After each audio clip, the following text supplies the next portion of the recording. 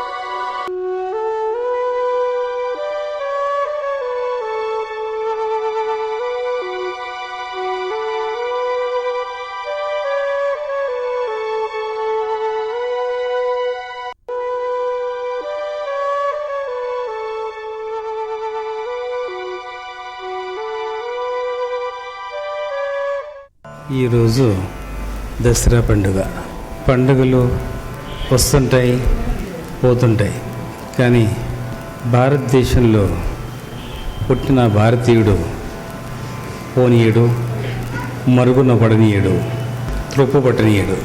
Telugu calendar పంచాంగం విప్పి చూస్తే మానవునికి రోజు పండుగే, ప్రతిరోజు పండుగ. అసలు ఆఫీస్కి వెళ్ళకూడదు, కానీ కర్మలు చేయకూడదు, భక్తి కర్మనే చేయవచ్చు. భక్తి, జ్ఞానం, వైరాగ్యం 3 కర్మలు కావాలి. దాంట్లో భక్తి కర్మ ఒకటే సాధ్యమవుతుంది. కానీ నరుడు తెలివి కలవాడు అయినప్పటికీ, అతి తెలివి ఉన్నప్పటికీ మానవుడు పూజలు చేయడానికి, ఆఫీస్ వెళ్ళడానికి ఆపుకోగలడేమో, వెళ్ళకుండా ఉండగలడు. వ్యాపారస్తుడు షాపుని బంద్ చేసుకోగలడు, దినమంతా పూజలు చేయవచ్చు. కానీ పూజ సామాగ్రి ఉంది, పనులు ఉన్నాయి, కొబ్బరికాయలు ఉన్నాయి, నైవేద్యం ఉంది, నెయ్యి ఉంది, పాలు పెరుగు అన్నీ ఉన్నాయి. పవిత్రమైన నేత్రం లేదే. దైవనామం ఉచ్చారణ చేయడానికి, గోవిందాని నామం ఉచ్చారణ చేయడానికి సరి అన్న నాలుక లేదు. ఆలోచన చేసి కళ్ళు మూసుకొని ఆలోచన చేయడానికి మంచి హృదయం లేదు, పాషాణ హృదయం మిగిలిపోయింది. స్వామి చెప్పిన వాక్కులు విందామంటే పూజ చేసేటప్పుడు చెవులు ఏదో రకాలుగా ఎక్కడెక్కడో ఉపజెప్తిమి చెడిపాయి, త్రొప్పు పెట్టిపాయి, మన మాట వినడానికి లేకపాయి. అప్పుడు పూజలు ఏమని చేస్తాం? ఎలా దైవాన్ని ఆరాధిస్తాం? కష్టపడి అప్పు చేసో, ఆఫీసులో దొంగతనం చేసో, కింది పేపర్ మీద పెట్టో, మీది పేపర్ కింద పెట్టో, డబ్బు పోగు చేసుకుంటే 2000 తిరుపతి వెళ్ళడానికి. కాళ్ళున్నవాడు కాలుతో తంతా అంటాడు, చేయినవాడు పండ్లు విరగొడతా అంటాడు, మీకు తెలుసు. తల పగల కొడతా అంటాడు, కళ్ళతో రకరకాలుగా చెడు చూస్తూనే ఉంటాడు, చెవులతో చెడు వెంటనే వింటాడు. మరి 2000, 3000 జమ చేసుకొని తిరుపతి వెళ్ళినప్పుడు మరి ఎలా? కాళ్ళే బలమైనది కానప్పుడు ఎలా ఎక్కగలడు ఆ తిరుపతి మెట్లు? ఎలా ఎక్కగలడు అయ్యప్ప మెట్లు?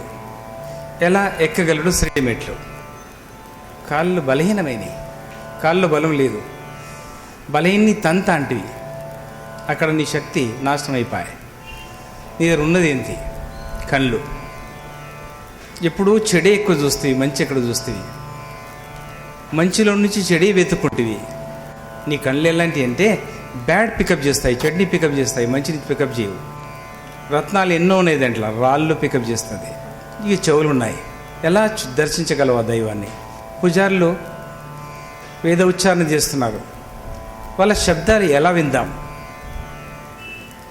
గజ్జలను చేసిన పుణ్యకరం వల్ల విఠలే కానీ, తిరుపతి వెంకటేశ్వర స్వామి కానీ, షిరిడి వాసుడే కానీ ఒక పలుకు పలుకుతాడేమో, ఎలా వింటాం? చెవులు మందగిచ్చిపోయాయి. చెడు వినడానికి అలవాటే. మంచి వింటే నిద్రపోయే చెవులవి, మంచి చూస్తే నిద్రొచ్చే కళ్ళవి, మంచి ఆలోచిస్తే కుంభకర్ణలాగా సొమ్మరిల్లిపోయే శరీరం అది. మరి కళ్ళు లేకపాయే, కాళ్ళు లేకపాయే, చేయిలు లేకపాయే. చేయిలు ఉన్నాయనుకుందాం, చెంపలు వాయిస్తేమి, దీంతో చెడు పనులు ఎన్నో చేస్తేమి, దీంతో చెడు పనులు ఎన్నో చేస్తేమి. మరి పూలు ఎలా తెంపుతాం? ఎలా పూలమాల సమర్పిస్తాం దైవానికి? చేతిలో శక్తి నశించిపోయింది, చేతిలో కూడా శక్తి లేదు. ఇవి ఉన్న నాడే దైవానికి మనం దగ్గర అవుతాం. దైవాన్ని దగ్గరికి మల వెళ్ళి ఎక్కర్లేదు, ఆయన్నే నిన్ను వెతుకుంటూ వస్తాడు. 100 సంవత్సరాలకి, 20 సంవత్సరాలకి, 200 సంవత్సరాలకి, 500 సంవత్సరాలకి ఒక యోగి, ఒక బైరాగి, ఒక మహాత్ముడు, యుగ యుగానికి అవతార పురుషుడు. ఇది ఒక నియమం వారికి. ఆ నియమంలో మనం కలవాలంటే ఆ నియమాన్ని పాటించిన నాడు పరమాత్ముడు మనవాడే. సామాగ్రి డబ్బుంది, కొన్నాం. ఓం శ్రీ సాయినాథాయ నమః. చేయిలో బలం లేదు, ఏమి పూలు పనికిరాని పూలు వేస్తుంది. పూలల్లో బలం లేదు, చేతిలో బలం లేదు, నాలుకలో బలం లేదు. ఆ మూర్తిని చూసుకుంటా వేస్తే ఆ మూర్తి ఏమాత్రం కొంచెమన్నా ఇటన్నా అటన్నా కదిలినట్టు కూడా కనబడతలేదు. కనీసం ఆయన యాక్సెప్ట్ చేసినట్టు, నీ పూలని, నీ అక్షంతల్ని, నీ ప్రసాదాన్ని స్వీకరించినట్టు కూడా ఆ కళ, ఆ ఆనందం, ఆ పరమేశ్వరుని చుట్టుముట్టున్న క్రిమి కీటకాలు, పశుపక్షులు, చెట్లు, పుట్టలు, గుట్లు ఎన్ని ఉంటాయి, అవన్నీ ఆనందిస్తేట ముందు పూజలు అర్పిస్తుంటే. ఆ ఆనందాంతో తెలుసుకుంటారట మహాత్ములు, నా పరమేశ్వరుడు నా ప్రసాదం ఈరోజు స్వీకరించాడు. కోళ్ళు, కుక్కలు, గాడిదలు గంట ముందు వర్షం వస్తుంది అంటే గంతులు వేస్తుంటాయి. గంట ముందు వర్షం వేస్తున్నాయంటే గంతులు వేస్తాయి అతి సంతోషంగా. ఏంటి గాడిదకు పిచ్చి పట్టిందా అనుకోవచ్చు, కుక్క ఎందుకు గంతులు వేస్తుందని ఆలోచించవచ్చు. వాటికి గంట ముందు తెలుస్తుంది. ప్రళయం వస్తుంది అంటే 3 గంటల ముందు తెలుస్తుంది. జాగ్రత్తగా స్థలానికి వెళ్ళి జాగ్రత్తగా పరుచుకుంటాయి, తన స్థలాన్ని జాగ్రత్తగా నిలుస్తాయి. వేరే క్రిమి కీటకాలు, పశుపక్షులు కూడా హెచ్చరిస్తాయట. జంతువులే కాదు, క్రిమి కీటకము, పశుపక్షి కూడా తెలిసిపోదంట. ప్రళయం రాక 3 గంటల ముందు తెలుస్తుందంట. అంతలో అడ్జస్ట్ చేసుకుంటాయన్ని.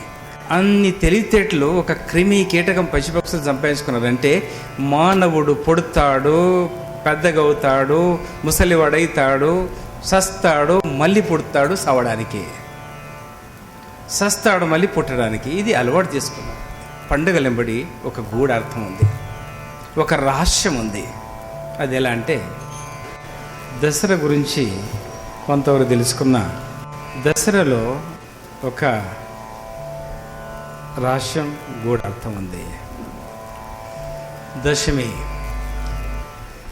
దశకంఠుని వధించడం కూడా రహస్యమని శ్రీరామచంద్రుడు చెప్పాడంట. జంబీ చెట్టుని పూజించు, మట్టి ఇసుకతో శివలింగాన్ని తయారు చేయించు. రావణ బ్రహ్మ చాలా బలమైన వాడు, గట్టివాడు, సులభంగా చెత్తుగాడు, బ్రహ్మత్య పాతం కూడా చూసుకోవచ్చు. కాబట్టి పూజను చేసి ముందడిగేయమన్నాడు. అలానే చేశాడు. దశకంఠుని వధించే దినం కూడా ఈ దసరా రోజు. చండి, ఆమె కథ వినాలి. మీ తల్లి, ఆమె బాధ వినాలి. మా తల్లి కాదని కాదు, మీ తల్లి బాధ వినాలి. 9 రోజులు నానా బాధలు అనిపించింది. 50 కోట్ల రాక్షసుల్ని, రాక్షసులు ఏంటారు, సస్తారు, రక్తం కింద పడని మళ్ళీ 10 మంది పుడతారు. ఒకడు చేస్తే 10 మంది పుట్టే, కొంతమందికి 100 మంది, కొంతమందికి 1000 మంది పుట్టే శక్తి ఉందట. అలా చంపుతూ 9 రోజులు యుద్ధం చేసి 10వ రోజు, 9వ రోజు సాయంకాలం చంపడం అంత సులభం కాదు, కానీ సాయంకాలం పూర్తయింది. అది దశమి పడ్డదినే, మహిషాసురుని వధించింది. పాండవ కౌరవుల యుద్ధానికి శ్రీకృష్ణుడు చెప్పాడు, కౌరవం దిక్కు బలమైన వాడు కర్ణుడు, ఇంకా బలమైన వాడు భీష్మాచార్యుడు, ద్రోణాచార్యుని ముందు మీరు నిలవలేరు. వాడు ఒకటే చాలు మీ సైన్యాన్ని ఒక్క హస్తంతో సంపూర్ణంగా భస్మం చేయగలరు. అయితే మీరు అజ్ఞాతవాసం చేసినప్పుడు మీ బాణాలు కానీ మీ ఖడ్గాలు కానీ మీలో ఉన్న శక్తివంత ఆయుధాలన్నీ జంబి చెట్టు మీద హాయిగా నిద్రపోనియండి అన్నాడట. ఆ జంబి చెట్టుకు చక్క కట్టేశారట. జంబి చెట్లు ఉన్న మహత్యం చూడండి. జంబి చెట్టు అంటే ఏంటిది? సూర్యుని నుంచి పడ్డ బీజం, సూర్య బీజము, శమి వృక్షము జంబి చెట్టు. ఆ చెట్టును చూస్తే పాపకర్మ పొద్దంట. ఎవరన్నా పాపాలు చేసి వెళ్ళి చెట్టును చూసాం పోలేదు అనకండి. కాలం బట్టి, నీ మనసు బట్టి, నీ ఆలోచన బట్టి ఉంటుంది. అలా యుద్ధం చేసి వాళ్ళు గెలిచారు. మరి దశమి రోజు మరాఠీలు ఏమంటారు? సీమ ఉల్లంఘనం. బాబా ఆ మరాఠీ వాళ్ళలో ఉన్న వాళ్ళంతా, షిరిడి వాసులంతా ఎప్పుడు సీమ ఉల్లంఘనం చేసేవాళ్ళు. అంటే జంబి తీసుకువచ్చి దైవానికి అర్పించేవాళ్ళు. సాయితో కలిసి బాజా భజంత్రాలను పెట్టుకొని చక్కగా ఊరంతా తిరుగుతూ అడవి ప్రాంతం వరకు వెళ్ళి, ఊరవతల అడవి ప్రాంతం వెళ్ళి అక్కడ జంబిని పూజించి ఆ జంబి చెట్టుని తీసుకువచ్చి అందరూ పెద్దలకి ఇచ్చి ఆశీర్వాదం పొందుగారు. జంబి చెట్టు అంటే మీ దగ్గర డూప్లికేట్ ఉంది. ఇప్పుడు సారాయి చెట్టు మీరు జంబి చెట్టు అంటున్నారు. మీరు ఇప్పుడు వాడేది పెద్ద పెద్ద ఆకులది సారాయి చెట్టు. రాక్షస చెమటతో పుట్టిన చెట్టుని మీరు కలి ప్రభావం వల్ల మీ అమ్మ నాన్న చేతులకు కళ్ళు సార చేతులు పెట్టి దండం సాష్టాంగ పెడుతున్నారు. అక్షంతలు వేసి, అక్షంతలు వేసినా పర్లేదు, ఇది సారాయి చెట్టు. దీంతో మంచి సార తయారవుతుంది. దీన్ని ఆర చెట్టు అంటారు. మన వాళ్ళు ఇది ఒకటైన తర్వాత ఏమమ్మా అంటాడు, రెండోది అయితే గ్లాసా, ఇంకోటి అంటాడు, మూడోదంటే ఏనుగు వస్తే భార్య అంటాడు, ఇడువు నన్ను, నేను ఏనుగుని తీసి పడేస్తా, గిరగిరి తిప్పుతా అంటాడు అనమాట. అంటే అలాంటి చెట్టుని మనం పూజిస్తున్నాం, గుర్తుపడుతున్నాం. అంటే బుద్ధి అంతా మందగించుకోబోతుంది. ఒక భక్తుని అదృష్టం కలిగింది. రేపు సీమ ఉల్లంఘం ఉంది, అందరు ప్రజలంతా చేస్తారు, నా ఎంబడి నిలబడు అన్నాడట. ఆయనకు లంగ్స్ క్యాన్సర్ ఉంది లోపల. ఆయనకు తెలియదు, కానీ ఆస్తమాని మందులు ఏదో వాడుకుంటున్నాడు. లంగ్స్ క్యాన్సర్ వస్తుంది, 3 నెలలు నువ్వు వెళ్ళిపోతావని కూడా బాబా చెప్పాడు. మాట్లాడుకుంటూ వెళ్ళిపోతావు, నీళ్ళు దూరిండు, వానికి నేను బుద్ధి చెప్తానులే నా లాఠీతోటి అన్నాడట. బుద్ధి చెప్తానని అందరూ వెళ్తుంటే ఇలా అన్నాడట. ఇలా అంటే అక్కడ నిలబడిపోన్నాడట చెట్టు చాటున. అందరూ వెళ్ళిపోయారు. బాబా నడుస్తున్నట్టే అందరికి కనబడుతుందట. కానీ బాబా ఉన్నది మాత్రం షిరిడి గ్రామం అవతల నీమ్గావ్ మధ్యలో మర్రి చెట్టు ఒక బావి ఉంది, అక్కడ ఇద్దరు నిలిచిపోయారు. కానీ బాబా వాళ్ళతో నడుస్తూనే ఉన్నాడు. నడుస్తూ ఉన్నాడు. అప్పుడు బాబాతో ఎవరో మాట్లాడుతున్నారు, సమాధానం ఇక్కడ ఇస్తున్నాడు. ఈ భక్తుడు బాబాతో మాట్లాడాలని ఎంతో ఆతృత.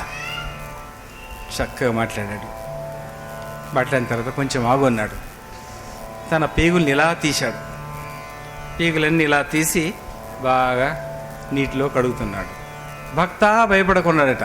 ఒకటి మాల్సాపతిని భక్త అన్నాడట. తర్వాత ఈ వ్యక్తి పేరు గుర్తుకు రావడం లేదు, భక్త అన్నాడట. భయపడకోనడట. నువ్వు విన్నావు కదా ఇదివరకు, చూడాలని ఉంది కదా నీకు, మాట్లాడని ఉంది కదా, ధైర్యం తెచ్చుకోనడట. ఇవన్నీ తీసి కడిగాడు. ఆ భక్తునికి ఉన్న క్యాన్సర్ కడుపులో నుంచి ఊపిరితిత్తులకు ఎక్కిపోయింది. మెల్లగా రడం ఒక నాగుపాము లేక చేరుకుంటుంది లోపలికి. బాగా కడిగేసి తీసి ఆ చెట్టు కొమ్మలలో అక్కడక్కడ వేశాడు. పరికి చెట్టు ఉంటే పరికి చెట్టు ముళ్ళు కూడా కూర్చాడట ఇలా పడిపోకుండా. దాని తర్వాత ఊరుకోలేదు. భక్తుడు అప్పటికే చూడలేకపోతున్నాడు. పెద్ద వాంతి చేసి తన నాలుకని 2 ఏళ్లతో ఇలా నాలుకని ఇలా తీసి కడిగేశాడు. కడిగేసి దాన్ని ఒక రేగి చెట్టు మీద పెట్టాడట. దాని తర్వాత తన ఊపిరితిత్తుని పూర్తిగా బయటికి తీసి ఇలా కడుగుతున్నాడట. రక్తం కారుతుంది, ఇలా కడుగుతున్నాడు. సాయి ఇదేంటి లీల, నేను చూడలేనే అంటున్నాడట. బాబా నేను చూడలేను, చాలా ఘోరంగా ఉంది, భయంగా ఉంది, శరీరం కంపించిపోతుంది, వాళ్ళు తడబడిపోయింది, నాలుక కదలడం లేదు, కళ్ళు చూడడం లేదు. అయితే నాలుక లేకున్నా భక్త భయపడుకోనడట. భయపడుకుంటే ఆయనకు చూసే ధైర్యం కూడా ఇచ్చినట్టే. దాని తర్వాత ఇంకా కొంత సమయం వచ్చిన తర్వాత సూర్యుడు అస్తమించబోతున్నాడట. అప్పుడు తన శరీరాన్ని ముక్కలు చేసుకొని ఆరబెట్టుకోవాలి. నీ కాలు బాగున్నది, నా కాలు బాగాలేదు పో అనేవాడట. నీ కన్నుకేమైంది, నా కన్ను బాగాలేదు పో అనేవాడట.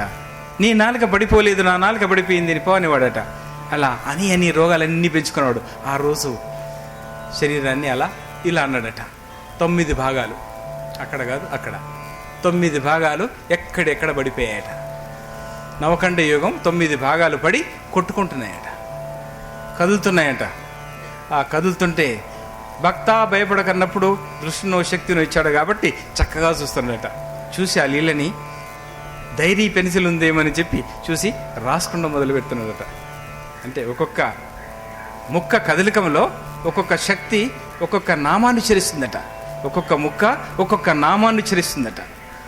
నవదుర్గ ఏ ప్రకారంగా చేసిందో నవకండ యోగం చేసి నవరాత్రి దినము 9వ రోజు చాలా చక్కని అనుభవం వచ్చింది. అప్పుడు ఒక్కొక్క ముక్క ఒక్కొక్క శక్తి బీజాన్ని ఉచ్చరిస్తున్నాడట. అది రాసుకోలేకపోతున్నాడు. ప్రభు ఈ శక్తిని కూడా నువ్వే రాయన్నాడట. అప్పుడు అన్న తర్వాత అదే పెన్ను రాస్తుందట. పేపరు సరిపోకున్నా ఎలా అడ్జస్ట్ అయిందో సాయిమహిమ అది పూర్తి. దాని తర్వాత మెల్లగా నాలుకని తీసిపెట్టుకున్నాడు, ఊపిరితిత్తుని మెల్లగా తీసిపెట్టుకున్నాడు. భాగాలు ముక్కలన్నీ పడి ఉన్నాయి అక్కడక్కడ. ఒక్కొక్క ముక్క అతుక్కున్నది. అతికేటప్పుడు ఇలా భూమి కదిలేదట, చెట్టు ఇలా అదిరేదట. అతికేటప్పుడు విచిత్రమైన ఫోర్స్, శక్తి. ఆయనకు దర్శనం కావాలి. వాళ్ళ తాతగారు చనిపోయేటప్పుడు ఆయనతో మాట్లాడలేదట. ఆయన ఒకటి ఇవ్వలేదట. బాబాలో తాతగారిని చూసి తాతగారితో మాట్లాడి ఇవ్వవలసింది బాబా తాత రూపంలో ఇచ్చాడట. ఒక తాళంచి. అది లోక కళ్యాణం గురించి, ఒక మందిరం సంబంధించిన ఆస్తి, వైడూర్యాలు వజ్రాలు. ఆ తాత ఏంటి, ఈ సాయి తాత ఏంటి, ఈ సాయి ఫకీర్ ఏంటి, ఆ జన్మేంటి, నరకలోకమేంది, స్వర్గలోకమేంది, ఆ సాయి లోపలికి రావడం ఏంటి, ఆ తాళంచి ఇప్పటిదాకా దాచిపెట్టడం ఏంటి. దర్శనం చేసుకొని సంతోషించాను. ఇక జాగ్రత్త, ఎవరికని చెప్పగలవు, ఇది చేసింది నేను కాదు పైవాడు అన్నాడంట. పైవాడు ఎక్కడున్నాడు స్వామి, నాకు తెలియదు, నువ్వే నా పైవాడవు అని 2 పాదాలు గట్టిగా పట్టుకున్నాడట. కానీ మళ్ళీ సీమ ఉల్లంఘనం చేస్తున్నాయిలో మళ్ళీ దసరా వస్తుందో రాదో భక్త, కానీ జాగ్రత్త అన్నాడట. అప్పుడు వీళ్ళిద్దరూ కలిసి ఆ జనం మధ్యలో కలిసిపోయారు. కలిసిపోతూ ఉంటే మహమ్మదీయులు హిందువులు పోట్లాడుకుంటారు. ఈయన తురకాయన ఉండొచ్చు మావాడు, ఈ తెలుగువాడు నావాడు అని కొట్లాడుకుంటారంట. ఇన్ని ఏళ్ళ నుంచి బోధ పోసిన మీ బొద్దుకు ఎక్కలే పిచ్చివాళ్ళారా అని దునిదేరికి తీసుకెళ్ళంట. సిడి దునిదేరికి వెళ్ళి తీసుకొచ్చి నిప్పులు ఇన్నే ఉన్నాయి, కట్టెలు ఇన్నే ఉన్నాయి, ఇలా అన్నాడట. పెద్దమంట. తన బట్టలన్నీ పీకి దాంట్లో పడేశాడట.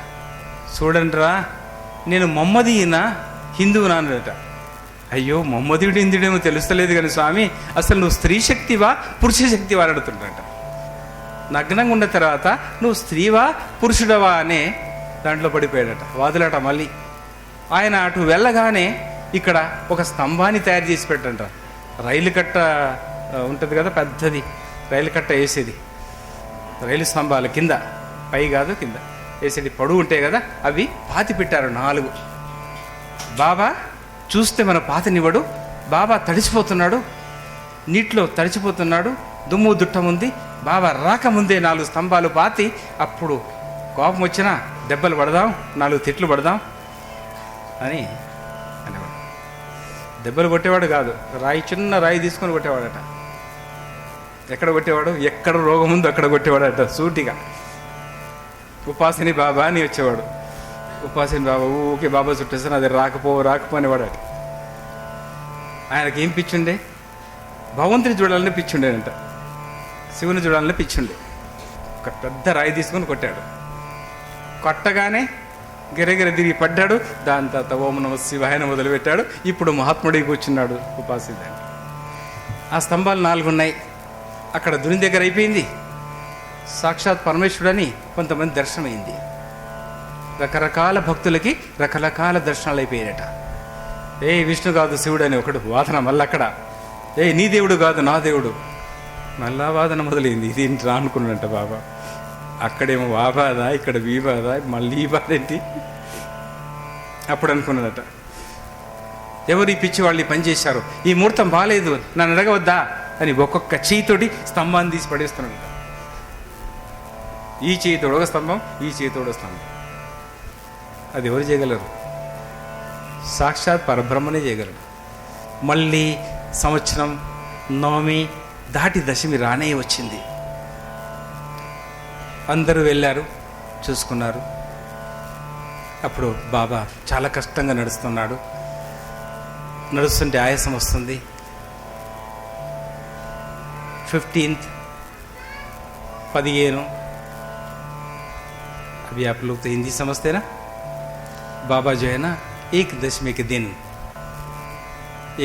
दिन आ गया। बाबा तैयार कर रहे हैं कि और कहीं जाने के लिए, और कहीं जन्म लेने के लिए। एक दशमी के पहले दसरे के दिन किसी भक्त ने बताए, वो अपनी चमत्कार दिखाए, उनके रोग मिटाए, उनकी अशांति हटाए। जो उनको चाहिए था वो अपनी पास संभाल के, कईयों जन्म का चीज़ संभाल के चाबी ने दे दी उनको। उसके बाद उन्होंने अपने अवतार समाप्त करने के लिए याद आया। इस तरह राम भगवान को याद दिलाए, कृष्ण भगवान को याद दिलाए, इस तरह पंचभूत ने याद दिलाए। उसके बाद याद है करके बाबा जब जना सीमा उल्लंघनम, मराठी में बोलते सीमा उल्लंघनम, माने गांव से गांव के बाहर जाना, शम्मी के वृक्ष के पास जाके पूजा करना, शम्मी का पत्ते तोड़ के लाना, अपने भगवान को अपने लोगों को देने के लिए एक पवित्र शक्ति है वो। बाबा जो है ना, वही तरह 1 साल पहले जो करे थे उसी तरह नवमी आ गई। उसके बाद आगे बढ़े भक्त लोग बाजा बजेंद्र के साथ बाबा को लेके जा रहे थे। उसके बाद आहिस्ता आहिस्ता बढ़ते बढ़ते बाबा खांसी शुरू हो गई। उसके बाद ठसका लग गया। उसके बाद बाबा चल नहीं सक रहे। मालसापति, तात्या, श्यामा, अब्दुल, बागोजी, ये सब जो ने अब बाबा को पकड़ के चलाते जा रहे, उठाने की कोशिश कर रहे, बाबा उठाने नहीं दे रहे। उसके बाद 1 बजे मस्जिद में पहुंचे। उनके कहने से तोता पिंजरे में बंद था। वो बाबा बोले, भाई अभी उड़ जाओ, उड़ने का वक्त आ गया। पिंजरा अपने आप खुल गया, उसके अंदर तोता अपने आप उड़ने लगा। उस दिन बुद्ध पौर्णिमा था, दशमी था और कुछ अच्छे दिन थे। बाबा ये बोले, बहुत अच्छा समय है, अच्छा दिन है, अभी मैं उड़ना चाहता हूँ, अब मैं भागना चाहता हूँ, अब मैं फिरना चाहता हूँ, मैं मिलना चाहता हूँ, अभी देखना चाहता हूँ। इस तरह की बातें करे तो भक्तों को समझ में नहीं आया था। जब जो है ना पक्षी कहने पे उड़ गई, उसके बाद पंचभूत आके ठहरा हो गए। अग्निदेव आके, अग्निदेव अपने आप आगे बढ़ रहे हैं। वायुदेव अपने अंदर मस्जिद के अंदर पहुंच गए।